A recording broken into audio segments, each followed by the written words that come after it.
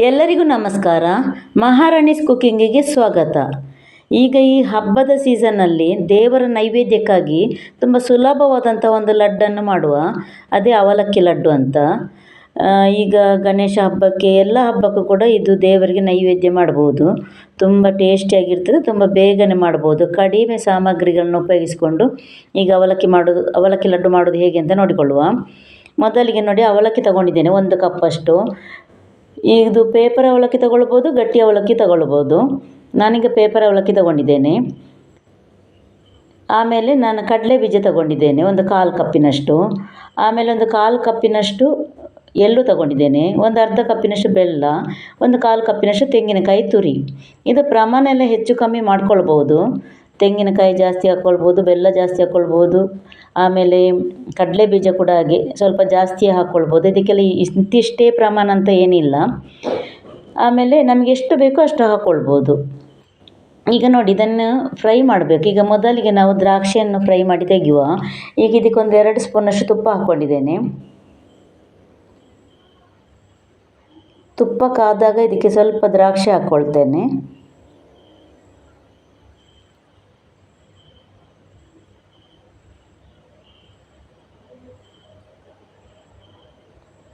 ತುಪ್ಪದಲ್ಲಿ ದ್ರಾಕ್ಷಿ ಸ್ವಲ್ಪ ಫ್ರೈ ಆಗಲಿ.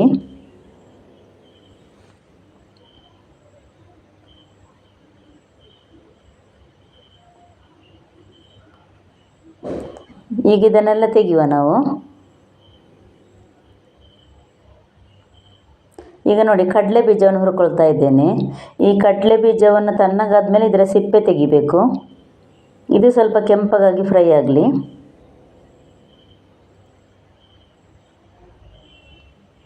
ನೋಡಿ, ಇದಕ್ಕೆ ಸ್ವಲ್ಪ ಎಲ್ಲೋ ಹಾಕೊಳ್ಳೋಣ. ತುಂಬ ಕೆಂಪಗಾಗಬಾರ್ದು, ಸ್ವಲ್ಪ ಕಲರ್ ಚೇಂಜ್ ಆದರೆ ಸಾಕು. ಇದನ್ನು ಕೂಡ ನಾವು ಫ್ರೈ ಮಾಡಿಕೊಳ್ಳೋಣ.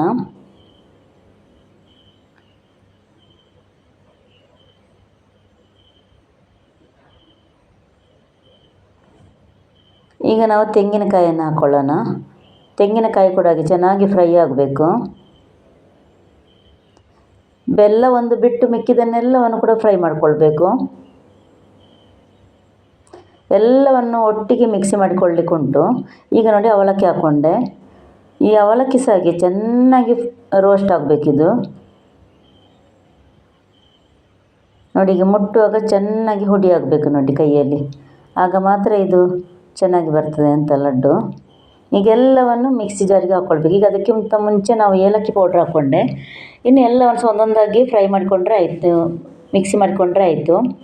ಕಡಲೆ ಬೀಜ, ಎಳ್ಳು, ತೆಂಗಿನಕಾಯಿ, ಬೆಲ್ಲ, ಆಮೇಲೆ ಅವಲಕ್ಕಿ ನೋಡಿ ಎಲ್ಲವನ್ನು ಕೂಡ ಮಿಕ್ಸಿ ಮಾಡಿಕೊಂಡಿದ್ದೇನೆ. ಸಪ್ರೇಟಾಗಿ ಮಿಕ್ಸಿ ಮಾಡಿದ್ದೇನೆ. ಈಗ ಎಲ್ಲವನ್ನು ಕೂಡ ಒಟ್ಟಿಗೆ ಮಿಕ್ಸ್ ಮಾಡುವ. ಈಗ ತೆಂಗಿನಕಾಯಿ, ಬೆಲ್ಲ, ಎಳ್ಳು ಮತ್ತು ಅವಲಕ್ಕಿ.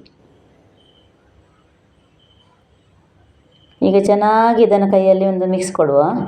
ನೋಡಿ, ಈಗ ನಾವು ಹುರಿದಿಟ್ಟಂತಹ ದ್ರಾಕ್ಷಿಯನ್ನು ಕೂಡ ಹಾಕ್ಕೊಳ್ಳೋಣ. ಬೇಕಿದ್ದರೆ ಇದಕ್ಕೆ ಈಗ ಸ್ವಲ್ಪ ತುಪ್ಪನೂ ಹಾಕ್ಕೊಳ್ಬೋದು. ಈಗ ನೋಡಿ, ಉಂಡೆ ಕಟ್ಟುವಂತಹ ಹದಕ್ಕೆ ಬರ್ತದೆ ಇದು. ಒಂದು ವೇಳೆ ಬಂದಿಲ್ಲ ಅಂದರೆ ಇದಕ್ಕೆ ನಾವೀಗ ಸ್ವಲ್ಪ ಹಾಲು ನೋಡಿ, ಉಂಡೆ ಕಟ್ಟಲಿಕ್ಕೆ ಬರ್ತಾ ಉಂಟು. ಆದರೂ ಕೂಡ ಅದಕ್ಕೊಂದು ಸ್ವಲ್ಪ ಇದು ಕುದಿಸಿ ಆರಿಸಿದಂಥ ಹಾಲನ್ನು ಸ್ವಲ್ಪ ಹಾಕ್ಕೊಂಡ್ರೆ ನೀಟಾಗಿ ನಮಗೆ ಉಂಡೆ ಕಟ್ಟಲಿಕ್ಕೆ ಬರ್ತದೆ. ನೋಡಿ, ಎಲ್ಲವನ್ನು ಈಗ ಉಂಡೆ ಕಟ್ಟುವ. ಹೊರಗಡೆಯಿಂದ ಯಾವುದೋ ಲಡ್ಡು ತಗೊಂಬರುವ ಬದಲು ನಾವು ಮನೆಯಲ್ಲೇ ಈ ಥರ ಅವಲಕ್ಕಿಯಿಂದ ಸುಲಭವಾಗಿ ಲಡ್ಡು ಮಾಡ್ಬೋದು. ನೋಡಿ, ತುಂಬ ಟೇಸ್ಟಿಯಾಗಿರ್ತದೆ ಇದು. ಆಮೇಲೆ ತುಂಬ ಬೇಗನೆ ಮಾಡ್ಬೋದು. ಈ ವಿಡಿಯೋ ನಿಮಗೆ ಇಷ್ಟ ಆದಲ್ಲಿ ಒಂದು ಲೈಕ್ ಕೊಡಿ, ಸಬ್ಸ್ಕ್ರೈಬ್ ಮಾಡಿ, ನಿಮ್ಮ ಫ್ರೆಂಡ್ಸ್ ಜೊತೆ ಶೇರ್ ಮಾಡಿ, ಪಕ್ಕದಲ್ಲಿರುವಂಥ ಬೆಲ್ ಐಕನ್ ಕ್ಲಿಕ್ ಮಾಡಿ. ಧನ್ಯವಾದಗಳು.